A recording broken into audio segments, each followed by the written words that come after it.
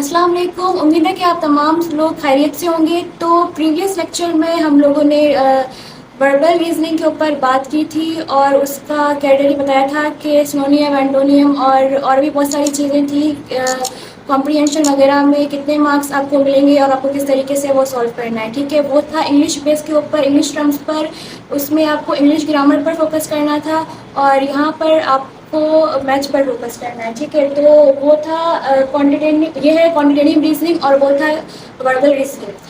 तो quantitative reasoning में हम लोग देखते हैं कि मैथ में कौन कौन सी चीज़ों पर हम लोगों को फोकस करना है। तो यहाँ पर आ जाती है कि अर्थमेटिक, जो कि 12 नंबर की है। अर्थमेटिक में क्या होता है कि आपको एक सीरीज दी जाती है काउंटिंग की, उसमें आपको डिफरेंट बताना होता है, इक्वली डिफरेंट होता है, बस आपको ये डिफाइन करना होता है, ये आपको नोट करना होता है उसमें कि इसमें कितने वर्ड्स का इसमें डिफरेंट है। ठीक है, और उसके अलावा इसमें मोड आ जाता है और इस मोड में ये होता है कि जैसे एक सीरीज दी जाती है, उसमें एक नंबर को 2 से 3 मरतबा, 2 या 2 से ज़्यादा मरतबा, 3 या 4, ठीक है, तो 3 से 4 मरतबा उसको काउंट किया जाता है, उसको बार बार लिखा जाता है। उसमें से हमें डिफाइन करना होता है, हमें ये एनालाइज करना होता है कि कौन सा वर्ड है जो इस सीरीज़ में ज़्यादातर यूज़ हुआ है।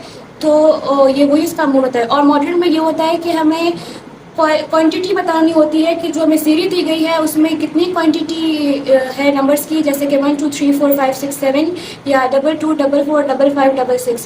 तो इस तरीके से हमें उन नंबर का सम नहीं करना होता, नंबर की क्वांटिटी का हमें सम करना होता है। और उसके बाद हमें मॉडर्न में ये होता है कि उसे 1 के साथ प्लस करके और फिर 2 के साथ डिवाइड करते हैं। अगर के आंसर इवन में आता है तो हम उसे मल्टीप्लाई करते हैं, अगर ऑड में आता है तो वो हम लोग पॉइंट में लिखते हैं। ठीक है, और अलजेब्रा वही है, इसमें अल्फ़ाबेट और फंक्शंस आते हैं, एक्स मालूम करना है, वाई मालूम करनी है, और ज्योमेट्री में आपको एंगल्स वगैरह मालूम करने होते हैं।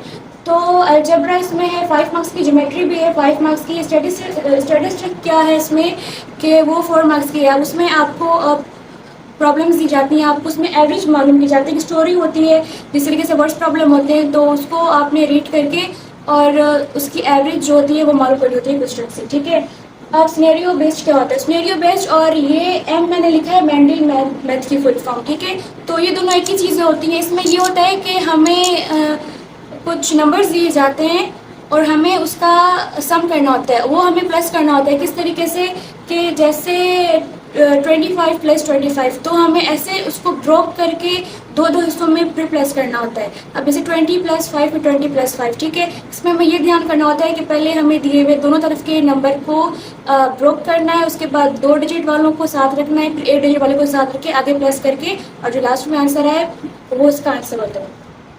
और फिर इक्वेशन बेस होती है, इसमें इक्वेशंस आ जाती है। इक्वेशन मैथ की इस तरीके से होती है कि फ्रैक्शंस वगैरह मालूम करो और रेशो मेथड।